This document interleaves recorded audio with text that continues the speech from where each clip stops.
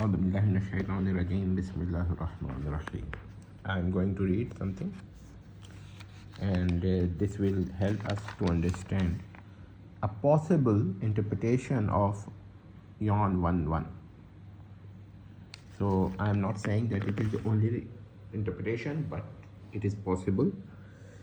The Greek word "en" is a preposition.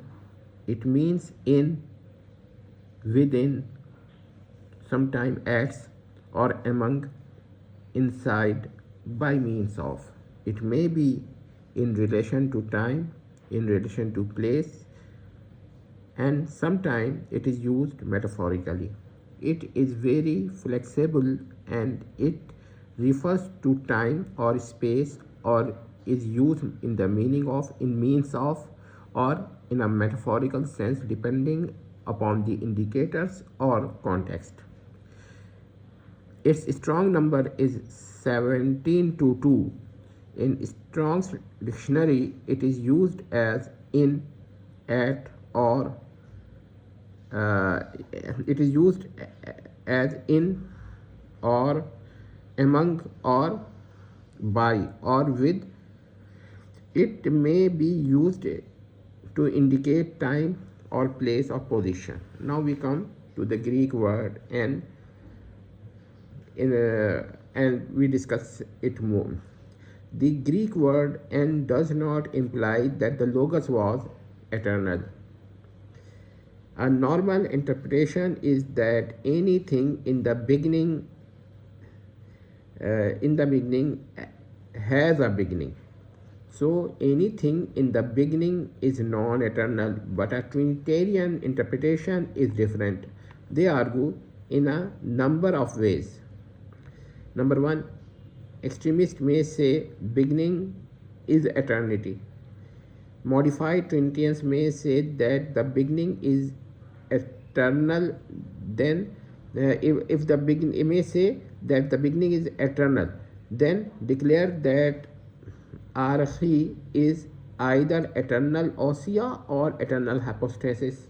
So in their interpretation, in the beginning either means in the eternal ousia or in the eternal hypostasis. Their argument is as follows: if a person is in a room at time t, then this does not mean that the person does not exist before time t. They say it is therefore implied that anything which existed in the beginning might have existed before the beginning, and anything that is before the beginning is eternal, as eternal cannot be non-eternal. The beginning is implied to be eternal.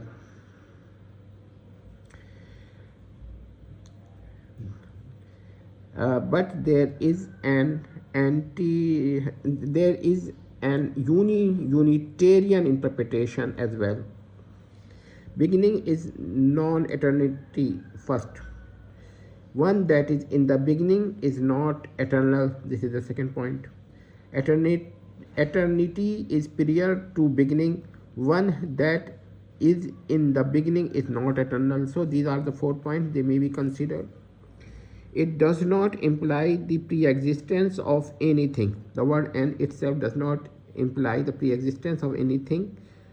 So the word of part of the sentence "en ἀρχῇ" does not imply that one that was in the beginning was eternal. Similarly, it does not imply that the beginning is eternal.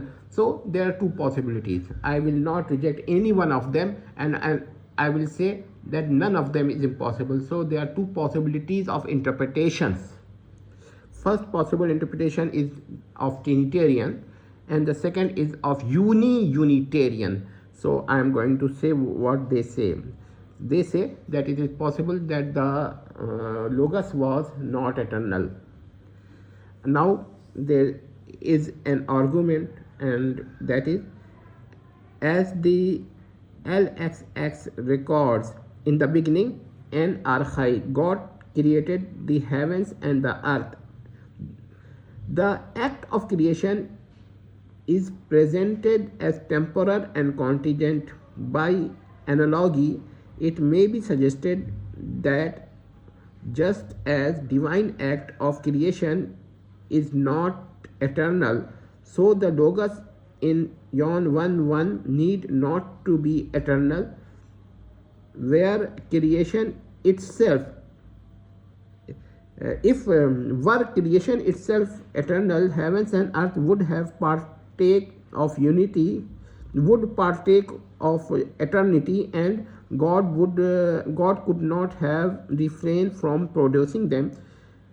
Number one. Second, if creation were eternal, it would reside within the divine ousia, becoming the fourth hypostasis, proceeding in the ousia, perhaps implying heaven and earth as the terms of the divine act in ousia. So these are the problems, and both interpretations are possible. I am not going to say that the Trinitarian interpretation is impossible and the Unitarian interpretation of John or Genesis is possible, but both of them are equally possible. So as both of them is equally possible, it depends upon later theology that one decide which is correct or not. So if you think that one of them is correct, it depends upon your own interpretations. If you think that the other one is correct, it depends upon your own interpretations.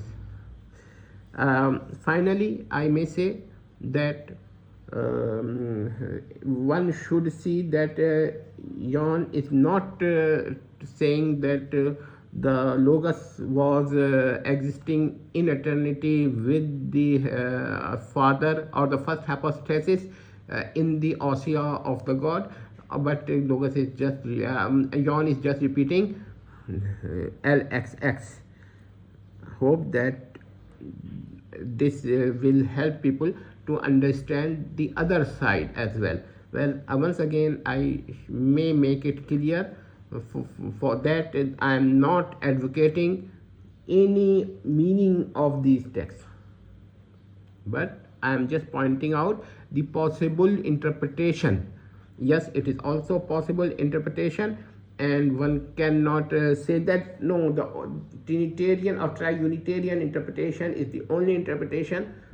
He or she must have to accept that the alternative interpretation, which is equal and is also possible and equally possible, not that one of them.